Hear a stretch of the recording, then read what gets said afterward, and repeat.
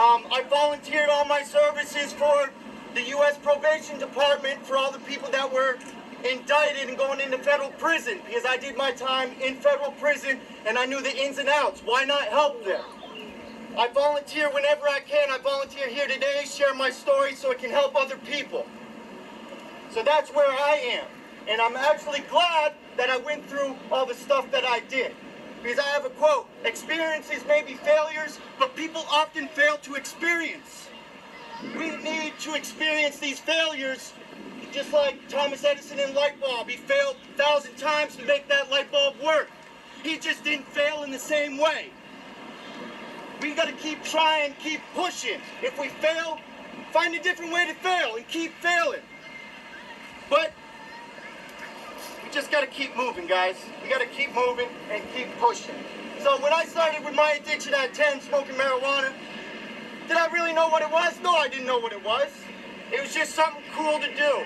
You know, I moved back to this community. I'm from St. Jay, from Lindenville, Danville. I do a lot of work here in Newport with Sonny, because I also work on the RPP grant with them, just in a different county. So it didn't just stop there. I took it above and beyond. By the time I hit 16, my life was pretty much over. My brain was so far gone from using heroin, from using coke, from using pills, from using anything that I could find, because I had no direction in my life, that I was literally insane. I was in a psychotic psychosis where I could not come back from that.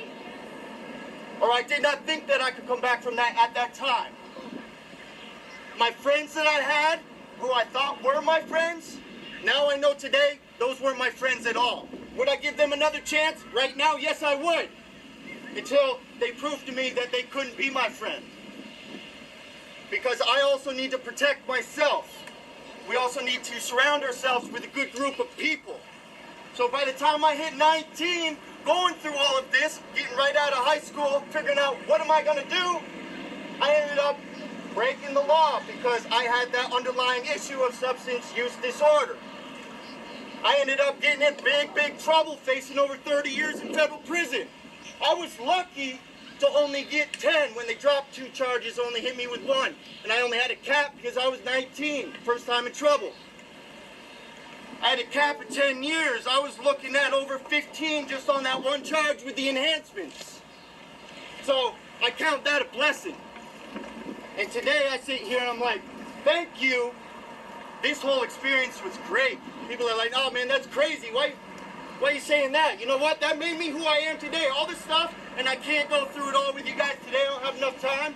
But all that stuff I went through in federal prison, dealing with the gang violence, dealing with the different type of people, because in there I was the minority, learning the ropes from other convicts. You know, I was scared, and I'll be the first one to admit that. Heck yeah, I was scared. I went to Lewisburg, USP at 20 years old with a 40-foot wall. Yeah, that was not a great place to be at 20. You know, and then I actually accepted my life. It took me like 3 years inside my sentence to be like, you know what, this is okay. This is where I live today, and that is how I learned how to live in the moment. That is how I learned how to deal with loneliness. A lot of people have fear about being alone. That's why they want to surround themselves with just people in general. But could you just sit here today and be like, you know what, I'm going to take a month off. I'm just going to be by myself. Mentally, I'm going to be fit. You know, if you do that and not be mentally stable, as far as, you know, you're not in a depressed state and you don't isolate yourself, then it is actually good if you can take time and sit back and be like, I can deal with myself being alone. A lot of people can't do that. They need attention. They need somebody around. And a lot of people with a substance use disorder, they crave that attention. They want to go up, oh man, I need these friends. I need these friends. But they don't actually sit back and realize, do I really need them? Or are they just going to be my associates? Or who are they? Who are they going to be? And who are you? It took me a long time to figure out my identity inside. But one thing prison did was it forced me to actually identify myself. I had no career. I had nothing to look forward to. I started tattooing for money in there. It was was great. You can't really get money in there at all, and I didn't have any money. I had a great family that supported me like $50 a month, and I'm so grateful for that. Families are huge. People to talk to are huge, even if it's not your family. I have people I call my family that's as close to me as my brother and my sister, that are not even close to being family, that I met inside, because we all related to each other. We all helped each other. But yeah, fear. Man, fear and fear itself. Fear is one of the biggest things to get past. Even coming up here today, you got to break that wall of fear to speak to the public. You got to break that wall of fear so you can actually go out there and experience something to fail. If we don't fail, then we don't experience, and then we don't move on. Or we don't hit the rock's bottom, see the pebbles in the bottom, start building our own brick and mortar pebble base. We need to do that, because if then we don't, then what do we have to stand on? It's just like a house. If we don't have a good base foundation, what are we standing on? And bring it back to the friends. Has anybody heard of crabs in a bucket? Anybody heard crabs in a bucket? Has anybody seen crabs in a bucket? No? Yeah, what do? They try and get out, right? Try to crawl out. Right? So what happens when one gets to the very top of the rim in the bucket? Yeah, exactly. The other one pulls it down. It's just like every other group, when you're in that negative space, that other crab is going to pull it back because it doesn't want to see you go to better things. Or what about boiling frogs? Anybody heard of boiling frogs? Yeah.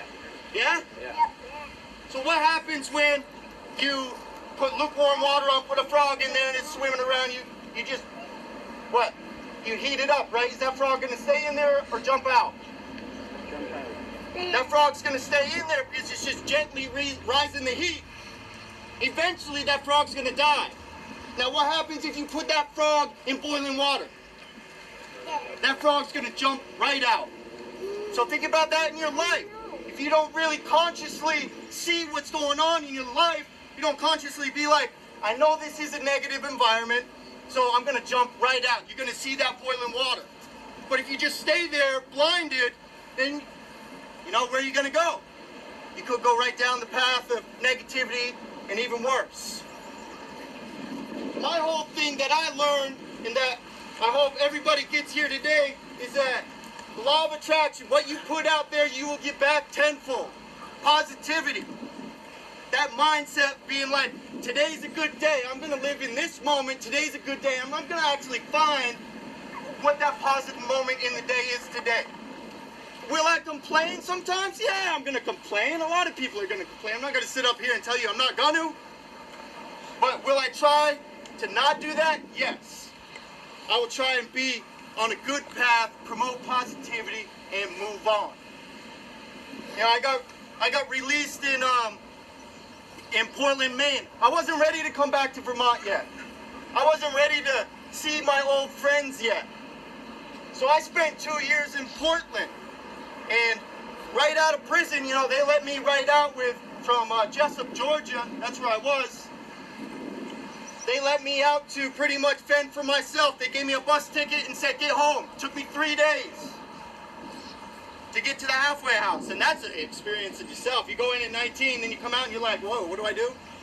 You're like, okay, I get on a bus. Okay, I'll figure it out. Thanks. 16 hours in Savannah layover. What do I do? Nothing.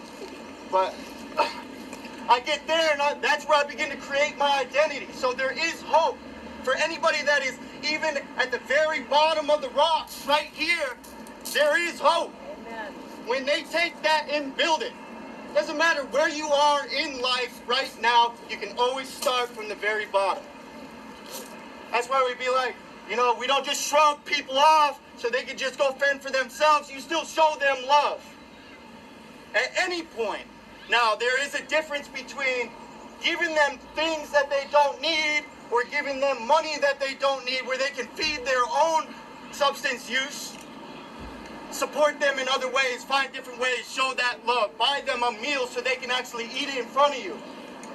Give them resources, Journey to Recovery, Sunny Knot and RPP. There are resources out there, so go ahead and get it. So you guys ready? You guys ready? Let's go.